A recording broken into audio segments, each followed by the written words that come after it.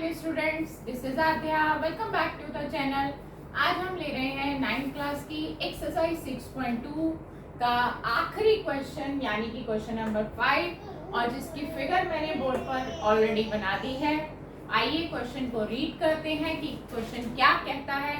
इस ज्योमेट्री के क्वेश्चन में ऐसा क्या नया सीखने को हमें मिलेगा। मैं क्वेश्चन रीड कर रही हूँ। मेरे पास 9th क्लास की एनसीईआरटी है। PQ and RS are two mirrors placed parallel to each other. PQ and RS ये आपको दो मिरर्स दिखाई दे रहे हैं और ये इस तरह से रखे गए हैं कि ये आपस में पैरेलल है। तो हमारी जो गिवन की पहली कैटेगरी है उसको हम PQ और RS इन दोनों को हम पैरेलल यहाँ लिख रहे हैं। राइट ये हमें पहला पॉइंट दिया हुआ है कि PQ और RS दो मिरर हैं और ये आपस में पैरेलल है। आगे बढ़ते हैं। एन इंसिडेंट रे AB, एक रे आ रही है इंसिडेंट रे जो PQ मिरर पर स्ट्राइक कर रही है। आप फिगर पे देखिए, ये रे है AB इंसिडेंट रे और ये PQ मिरर पर पॉइंट B पर टकरा रही है और टकरा कर ये रिफ्लेक्ट होगी। The reflected ray moves along the path BC.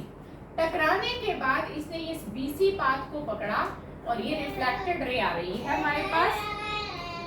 Moves along the path BC and strikes the mirror RS at point C. और वो फिर से टकरा गई जाकर, जो रिफ्लेक्टेड रे आ रही थी वो दूसरे मिरर RS को C पॉइंट पर जाकर टकराई। टकराने के बाद वो दोबारा से रिफ्लेक्ट हो गई और वो CD रे बन गई, यानी कि this is also reflected ray CD। ठीक है, ये हमें पूरा दे दिया है। आगे क्या बोला है? Prove that AB parallel CD, और हमें ये प्रूव करना है कि AB आपस में CD के पैरेलल है। तो गिवन में पहला पॉइंट ये था। सेकेंड पॉइंट में हम ले रहे हैं इंसिडेंट रे। इंसिडेंट रे का नाम है AB। स्ट्राइक, ये टकरा रही है। स्ट्राइक्स द मिरर, मिरर कौन से मिरर से टकरा रही है? PQ मिरर से टकराती है at B point. B point से टकराकर ये रिफ्लेक्ट हो जाती है at B point. The reflected रे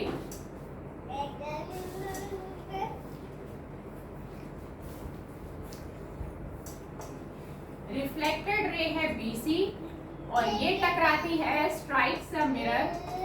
अगेन टकरा रही है दूसरे मिरर से। दूसरे मिरर का नाम है RS एट C पॉइंट। इस C पॉइंट से टकराती है एंड अगेन रिफ्लेक्टेड, और दोबारा से टकराकर रिफ्लेक्ट हो जाती है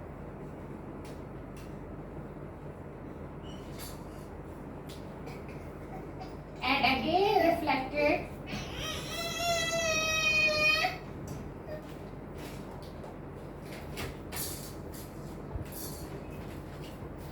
back along CD, और ये दोबारा से टकराने के बाद CD पाथ को पकड़ लेती है। राइट, ये हमें गिवन है। अब हम अगली कैटेगरी लिख रहे हैं टू प्रूव। हमारी नेक्स्ट कैटेगरी आएगी टू प्रूव, जिसमें हमें ये दिखाना है कि AB और CD आपस में पैरेलल है। तो हम यहाँ लिख देते हैं AB पैरेलल CD। यहाँ पर हम कंस्ट्रक्शन डाल रहे हैं कि थोड़ी सी हम कंस्ट्रक्शन करने वाले हैं। कंस्ट्रक्शन का मतलब ये होता है कि कुछ ऐसा फिगर में हम चेंज कर रहे हैं जो हम खुद से कर रहे हैं, क्वेश्चन में नहीं दिया। और जो चेंज हम खुद से करते हैं उसको हम डॉटेड से दिखाते हैं। आपने साइंस में क्लास 8 में पढ़ा होगा मिरर्स के बारे में, जहाँ पर इंसिडेंट रे, रिफ्लेक्टेड रे, नॉर्मल्स के बारे में आपने पढ़ा था। उसी लॉ को हम यहाँ पर यूज कर रहे हैं। हम दो नॉर्मल्स डाल रहे हैं इंसिडेंट और रिफ्लेक्टेड रे के बीच में।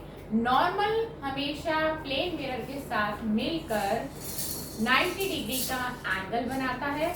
नॉर्मल हमेशा सीधा डाला जाता है क्योंकि वो 90 डिग्री का एंगल बना रहा होता है। तो हम यहाँ पर दो नॉर्मल्स डाल रहे हैं।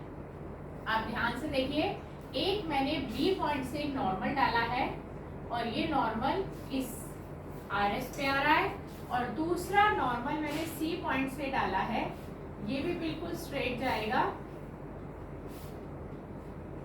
देखिए इस तरह से, और ये पी क्यू मिरर से टकराएगा। ठीक है, हम इसको M नाम दे देते हैं और इसको N नाम दे देते हैं। ये देखिए काम मैंने डॉटेड से किया है ताकि हाईलाइट हो जाए कि ये क्वेश्चन का पार्ट नहीं था, हमने किया है। तो हम यहाँ पर लिख रहे हैं ड्रॉ टू नॉर्मल्स। हमने दो नॉर्मल्स डाले हैं, एक है BM और एक है CN। ठीक है, सच दैट जो नॉर्मल्स डाले जाते हैं वो 90 डिग्री का एंगल बनाते हैं। मैंने आपको पहले ही बताया था, BM परपेंडिकुलर हो जाएगा RS पर एंड CN परपेंडिकुलर हो जाएगा PQ पर। ये हमारे कंस्ट्रक्शन का पार्ट है जो कि क्वेश्चन में नहीं दिया था, मैं बार बार आपको बता रही हूँ। अब हम यहाँ प्रूफ करने जा रहे हैं। हमारी लास्ट कैटेगरी है प्रूफ की। हमें प्रूफ यही करना है कि AB और CD पैरेलल है। AB को CD के पैरेलल दिखाने के लिए हमारे पास ऑप्शन बहुत है, जिस ऑप्शन से हम प्रूफ करेंगे उसी को हम सीखते हैं। देखिए, सबसे पहले आपको ये पता होना जरूरी है कि जब दो लाइंस आपस में पैरेलल हो, राइट, दो लाइंस आपस में पैरेलल हो, अगर उनके ऊपर दो परपेंडिकुलर्स डल रहे हो तो वो भी आपस में पैरेलल हो जाते हैं।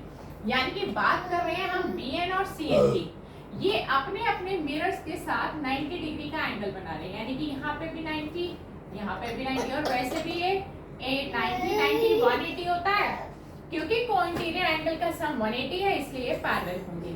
तो हम यहाँ पर लिख देंगे BM पैरेलल टू CN। हम यहाँ पे डायरेक्टली लिख रहे हैं BM पैरेलल है CN के। अब ये क्यों है? Because both are perpendicular to the parallel line.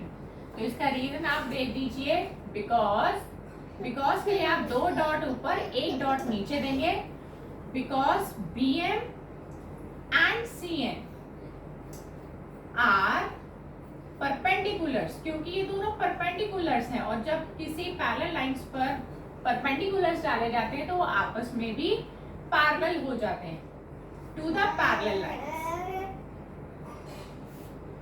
Right. इसलिए ये आपस में भी पैरेलल हो गए। अब क्योंकि ये आपस में पैरेलल हो गए हैं तो आप यहाँ देखिए, मैं फिगर में एक एंगल की नेम दे रही हूँ। ये एंगल 1 और ये एंगल 2। देखिए ये Z बन रहा है, अगर आपको दिखाई दे रहा हो मेरे मार्कर को देखिए, एक Z बन रहा है। मैं यहाँ छोटा सा बना के दिखाती हूँ इस तरह से। तो ये ऑल्टरनेट इंटीरियर एंगल्स इक्वल हो जाएंगे क्योंकि लाइंस पैरेलल हैं। तो आप यहाँ पर लिखेंगे therefore angle 1 is equal to angle 2। इसको फर्स्ट इक्वेशन दे दीजिए और ब्रैकेट में लिख दीजिए ऑल्टरनेट इंटीरियर एंगल्स एज, क्यों है? क्योंकि BM पैरेलल है CN के and BC is a transversal और BC इसका ट्रांसवर्सल है, राइट। तो आपको पता चल गया कि 1 और 2 इक्वल है। अब आपको एक एंगल और मार्क करना है, ये है 3, और एक एंगल यहां से मार्क करना है, ये है 4। ठीक है, आप 1 और 3 एंगल को इक्वल लेंगे और 2 और 4 को इक्वल लेंगे, क्योंकि आपका by law of reflection, science में लॉ ऑफ रिफ्लेक्शन ये कहता है कि अगर इंसिडेंट रे और नॉर्मल मिलकर जो एंगल बनाते हैं, यानी कि एंगल ऑफ इंसिडेंट और एंगल ऑफ रिफ्लेक्शन, यहाँ से रिफ्लेक्टेड रे जा रही है, ये नॉर्मल के साथ एक एंगल बना रही है, तो एंगल ऑफ इंसिडेंट और angle of reflection are always equal. ये हमारी साइंस का लॉ कहता है कि एंगल 1 और एंगल 3 ये आपस में इक्वल होंगे और एंगल 2 और एंगल 4 इक्वल होंगे। तो हम यहाँ पर लिख रहे हैं angle 1 is equal to angle 3, इसको नंबर 2 दे दीजिए। एंगल 2 एंड एंगल 4 ये भी आपके आपस में इक्वल है, और इसके लिए आप लिखेंगे दोनों का एक साथ बाय लॉ ऑफ रिफ्लेक्शन। हमारे साइंस में एक लॉ ऑफ रिफ्लेक्शन है, उसके अकॉर्डिंग हमने इसको इक्वल किया है। आपके पास तीनों इक्वेशंस आ गई हैं। आप यहाँ लिखेंगे ऑन कंपेयरिंग, आप इन तीनों इक्वेशंस को कंपेयर करेंगे। कौन कौन सी? 1, 2 एंड 3। देखिए, आपको चाहिए A B parallel C D, आपको ये प्रूव करना है। तो आपको ये पूरा एंगल और ये पूरा एंगल इक्वल चाहिए ऑल्टरनेट के लिए, ठीक है। तो 1 + 3 करना है आपको कंपेयर करने पे क्या मिल रहा है? वी गेट, देखिए एक तो आपको कंपेयर करने पर ये मिल रहा है कि एंगल 1 और एंगल 2 आपस में इक्वल हो गए हैं, क्योंकि एंगल 1 और एंगल 2 पर इक्वल थे, तो एंगल 3 और एंगल 4 भी इक्वल हो गए हैं, और एंगल 1 और एंगल 2 भी इक्वल हैं। अब क्योंकि एंगल 1 और एंगल 2 इक्वल हैं, तो ये अल्टीमेटली ये चारों एंगल आपस में इक्वल हो गए हैं। देखिए 1, 2, 3 तीनों को कंपेयर करिए, 1 और 2 इक्वल है, इन दोनों की लेफ्ट हैंड साइड इक्वल है, तो बाय डिफॉल्ट इनकी राइट हैंड साइड भी इक्वल हो गई, तो एंगल 3 और एंगल 4 भी इक्वल हो गए। तो एंगल 1, एंगल 2, एंगल 3 और एंगल 4 ये चारों एंगल आपस में इक्वल हो गए हैं। लेकिन हमें जो इक्वेशन के लिए चाहिए, हमें ये पूरा एंगल इक्वल चाहिए, तो हमें क्या करना पड़ेगा? आप पहले यहाँ लिखिए एंगल 1 और यहाँ लिखिए एंगल 3, ठीक है। आपको इन दोनों को ऐड करना पड़ेगा। उसके बाद बताती हूँ आपको कि 1 और 3 लेने के बाद आपको इनको ऐड करना है, तो 2 और 4 भी इक्वल हो गए हैं, तो एंगल 1 को इक्वल लीजिए 2 के, और एंगल 3 को इक्वल लीजिए एंगल 4 के। अब बताया मैंने, क्योंकि फर्स्ट इक्वेशन शो कर रही है कि एंगल 1 और एंगल 2 इक्वल हैं, राइट। तो सेकेंड और थर्ड में देखिए ये 1 और 2 आपके लेफ्ट हैंड साइड में दिखाई दे रहे हैं, तो बाय डिफॉल्ट इनकी राइट हैंड साइड भी इक्वल हो गई। तो अल्टीमेटली ये चारों एंगल इक्वल हुए, तो हमें ये दो चीजें मिल गई कि 1 और 2 इक्वल है और 3 और 4 इक्वल है। आप इसको दे दीजिए फोर्थ इक्वेशन और इसको दे दीजिए फिफ्थ इक्वेशन। हमको ये दो इक्वेशंस चाहिए थी जो कि हमें मिल गई हैं। मैं ये गिवन का पार्ट रख कर रही हूँ और अब आप इसको आगे कंटिन्यू देखेंगे, बस थोड़ा सा पार्ट रह गया है और यहीं पे हमारा क्वेश्चन अब कंप्लीट हो जाएगा। ठीक, आपने क्या करना है, फोर्थ और फिफ्थ इक्वेशन को ऐड कर देना है।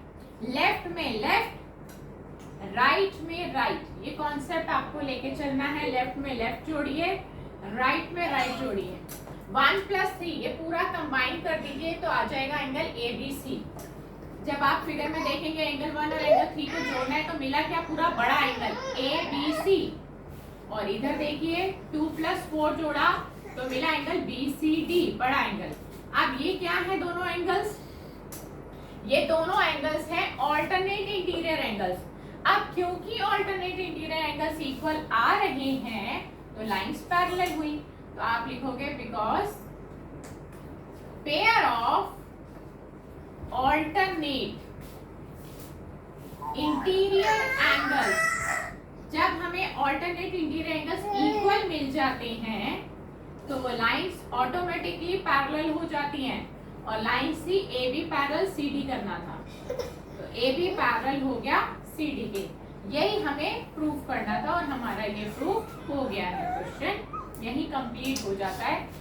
तो आज की क्लास में हमने लॉ ऑफ रिफ्लेक्शन सीखा कि इंसिडेंट, एंगल ऑफ इंसिडेंट और angle of reflection are always equal. और दूसरा कॉन्सेप्ट हमने ये सीखा कि दो पैरेलल लाइंस पर जब दो परपेंडिकुलर्स डाले जाते हैं तो वो बाय डिफॉल्ट ऑटोमेटिकली खुद ही पैरेलल हो जाते हैं।